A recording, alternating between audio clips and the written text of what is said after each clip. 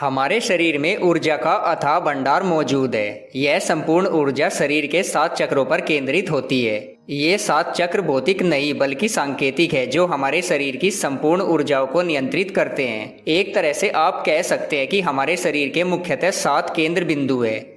इन केंद्र बिंदुओं को ही आध्यात्म में चक्रों की संज्ञा दी गई है। Now book domestic and international flight tickets, hotel and domestic holiday packages at very affordable price.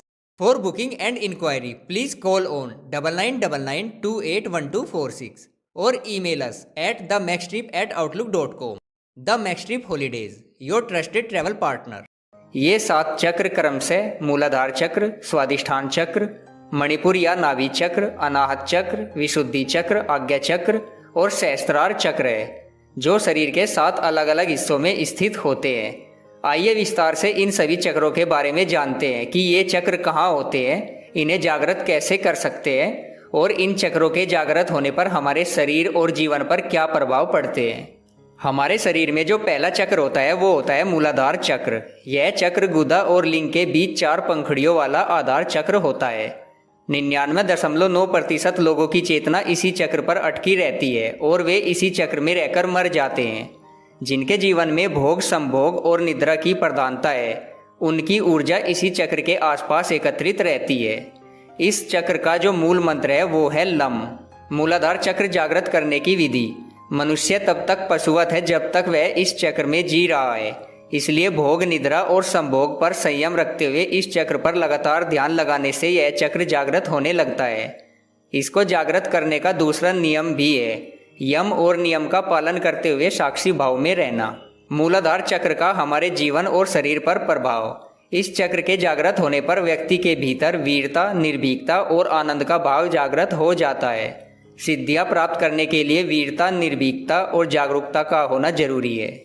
Number 2, स्वादिष्ठान चक्र। यह वह चक्र है जो लिंग मूल से 4 अंगुल ऊपर स्थित है, जिसकी 6 पंखुड़ियां है। अगर आपकी ऊर्जा इस चक्र पर ही एकत्रित है तो आपके जीवन में आमोद प्रमोद, मनोरंजन, घूमना फिरना और मौज मस्ती करने की प्रधानता रहेगी।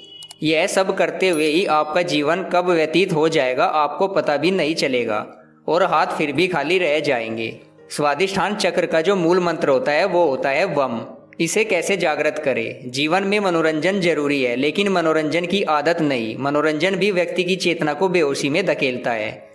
फिल्म सच्ची नहीं होती, लेकिन इससे जुड़कर आप जो अनुभव करते हैं वह आपके बेहोश जीवन जीने का प्रमाण है। इसलिए स्वादिष्ठान चक्र को जागृत करने के लिए आपको अपने जीवन से मनोरंजन, आमोद प्रमोद, ये सभी चीज़ों को कम करना होगा और इस चक्र पर ध्यान लगाते हुए इस चक्र को जागृत किया जा सकता है। प्रभाव। इसके जागृत होने पर क्रूरता, गर्व, आलस्य, प्रमाद, अवज्ञा, अविश्वास आदि गुणों का नाश होता है। सिद्धियां प्राप्त करने के लिए जरूरी है कि उक्त सारे दुर्गुण समाप्त हो जाए, तभी आपको सिद्धियां प्राप्त हो सकती है। नंबर 3, मणिपुर चक्र। नाभि के मूल में स्थित यह शरीर के अंतर्गत मणिपुर नामक तीसरा चक्र है, जो 10 कमल पंखुड़ियों से युक्त है। जिस व्यक्ति की चेतना या ऊर्जा यहाँ एकत्रित है उसे काम करने की धुन सी रहती है। ऐसे लोगों को कर्मयोगी कहते हैं। ये लोग दुनिया का हर कार्य करने के लिए तैयार रहते हैं। मणिपुर चक्र का जो मूल मंत्र है वो है रम। इसे कैसे जागृत करें? आपके कार्य को सकारात्मक आयाम देने के लिए इस चक्र पर ध्यान लगाएं। पेट से श्वास ले तो ये चक्र जागृत होने लगता है। प्रभाव। इसके सक्रिय होने से तृष्णा, ईर्ष्या, चुगली, लज्जा, भय, घृणा, मोह आदि दूर हो जाते हैं। यह चक्र मूल रूप से आत्मशक्ति प्रदान करता है। सिद्धियां प्राप्त करने के लिए आत्मवान होना जरूरी है। आत्मान होने के लिए यह अनुभव करना जरूरी है कि आप शरीर नहीं आत्मा है। आत्मशक्ति, आत्मबल और आत्मसम्मान के साथ जीवन का कोई भी लक्ष्य दुर्लभ नहीं होता। नंबर 4, अनाहत चक्र। हृदय स्थल में स्थित 10 कमल की पंखुड़ियों वाला यह अनाहत चक्र होता है। अगर आपकी ऊर्जा अनाहत में सक्रिय है तो आप एक सृजनशील व्यक्ति होंगे। हर क्षण आप कुछ न कुछ नया रचने की सोचते हैं। आप चित्रकार, कवि, कहानीकार, इंजीनियर आदि हो सकते हैं। अनाहत चक्र का जो मूल मंत्र है वो है यम। इसे जागृत करने का तरीका। हृदय पर संयम करने और ध्यान लगाने से यह चक्र जागृत होने लगता है। खासकर रात्रि को सोने से पूर्व इस चक्र पर ध्यान लगाने से यह अभ्यास से जागृत होने लगता है और सुषुम्ना इस चक्र को भेद कर ऊपर गमन करने लगती है। प्रभाव, इसके सक्रिय होने पर लिप्सा, कपट, हिंसा, कुतर्क, चिंता, मोह, दंभ, अविवेक और अहंकार समाप्त हो जाते हैं। इस चक्र के जागृत होने से व्यक्ति के भीतर प्रेम और संवेदना का जागरण होता है। इसके जागृत होने पर व्यक्ति में स्वतः ही ज्ञान प्रकट होने लगता है। व्यक्ति अत्यंत आत्मविश्वास, सुरक्षित, चारित्रिक रूप से जिम्मेदार एवं भावात्मक रूप से संतुलित व्यक्ति बन जाता है। ऐसा व्यक्ति अत्यंत हितैषी एवं बिना किसी स्वार्थ के मानवता प्रेमी एवं सर्वप्रिय बन जाता है।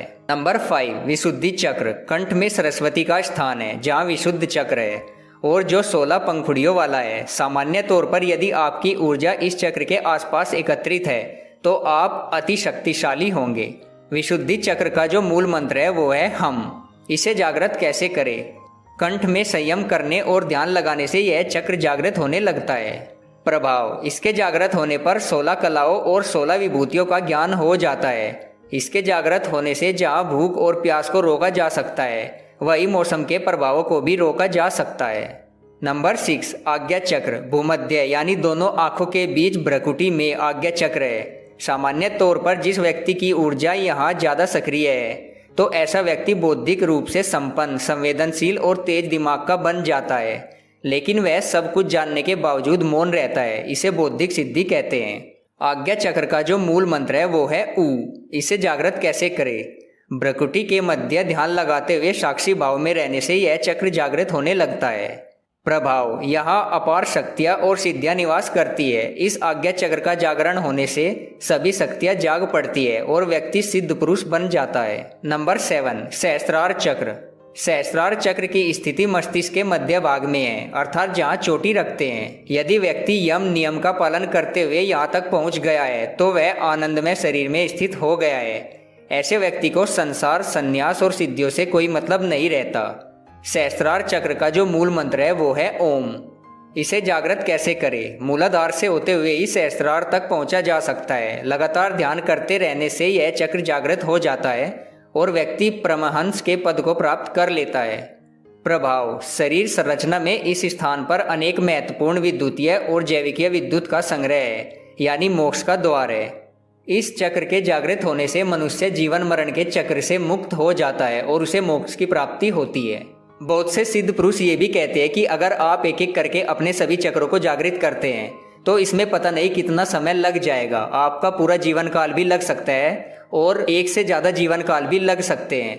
लेकिन ये भी कहा जाता है कि अगर आप आज्ञा चक्र पर ध्यान केंद्रित करके वहाँ पर साक्षी भाव से ध्यान करते हैं तो आपके एक एक चक्र एक साथ जागृत हो जाते हैं।